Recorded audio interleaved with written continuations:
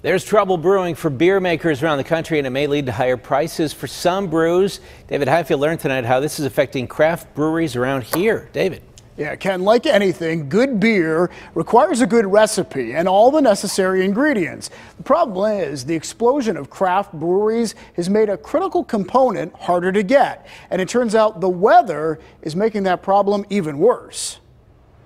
The Church Brew Works was a pioneer in the craft brewery trend, opening in a former church in 1996. Its brews have become a staple in Lawrenceville, but the brewery manager says he's seen a change with a vital ingredient. As more and more breweries open up, they're kind of vying for the a limited amount of hops that are available, and it's just making it harder and harder to acquire certain hops. In my hand here are hops. These actually are hops pellets, and they are used in the beer making process. In fact, they're integral. They give the beer its flavor and aroma. While Church Brew Works has long-term contracts for its hops, not all brewers do. Certain breweries that don't have the luxury of having hop contracts might find themselves paying a lot more for hops. That's because in addition to growing demand, experts say weather has crippled crops. Most of the country's hops are grown in Washington, Oregon, and Idaho, states that have had increasingly severe droughts.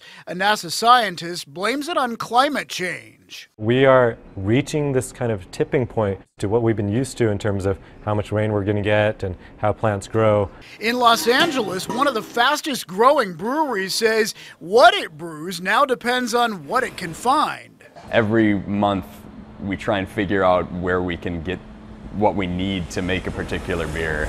At the Church Brew Works, they're somewhat insulated from trouble because of those long-term hops contracts. But breweries who don't have them will pay more for hops, which in the end could make the price of your favorite brew harder to swallow. They're going to have to put that on the consumer if they want to, think about their bottom line. And another factor, when there's a hops shortage, mega beer producers gobble up most of what's available, making it much more difficult for the little guy. Ken?